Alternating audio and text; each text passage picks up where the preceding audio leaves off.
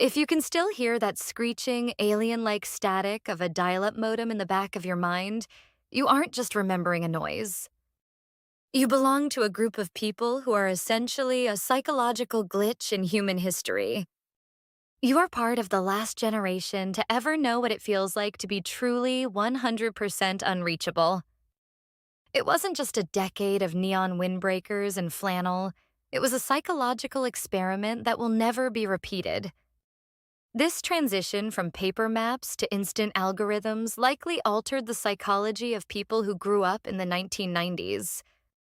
Today, we're looking at the 1990s generation psychology to uncover how landlines and Be Kind rewind tapes built your brain. Think back to waiting for your favorite song to play on the radio just so you could record it. That wasn't just a hobby. It was a masterclass in delayed gratification. In the 90s, the dopamine reward system was conditioned differently. You couldn't just scroll for a hit of instant pleasure. You had to wait, earn, and anticipate. This environment may have contributed to a more robust sense of emotional regulation psychology. Because you couldn't get what you wanted instantly, your brain likely developed a higher baseline for patience. Does that explain why the loading circle on a website today feels like a personal insult to your soul? Your brain is comparing modern speed to a baseline of patience that no longer exists in the world around you. There is also the profound experience of growing up before smartphones. In the 90s, when you hopped on your bike and left the house, you were off the grid. This level of forced independence likely encouraged skills related to spatial awareness and executive function. When was the last time you felt truly alone with your thoughts without reaching for a screen? For 90s kids, the psychology of growing up without social media meant that identity formation happened in private. You were allowed to be your most awkward self in the safety of your backyard, not on a permanent digital record. This lack of surveillance may have been a protective factor for modern mental health, providing a stable foundation.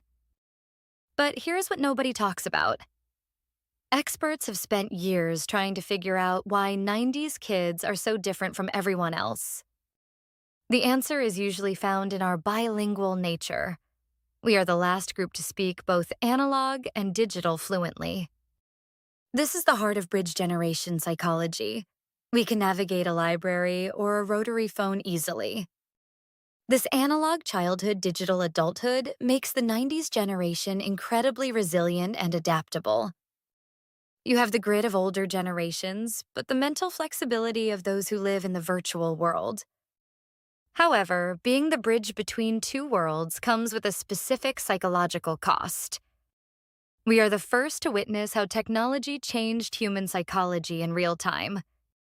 Because we remember a world that was quiet, we often experience a deep exhaustion with constant connectivity. Are you the friend who takes 3 days to text back just to find that 90s baseline of quietness? This internal tug-of-war is a major factor in why 90s kids feel different, reconciling your digital life with your analog soul. Even our friendships were built differently. You probably still remember your childhood best friend's home phone number. You value deep, uninterrupted conversation because you grew up when a status update was shared over a diner run. You're observant, a natural problem solver, and you carry a reservoir of patience the world needs. You didn't just grow up differently. You were built differently. If you survived cleaning a mechanical mouse ball, your thumbs are ready to hit that like button and subscribe.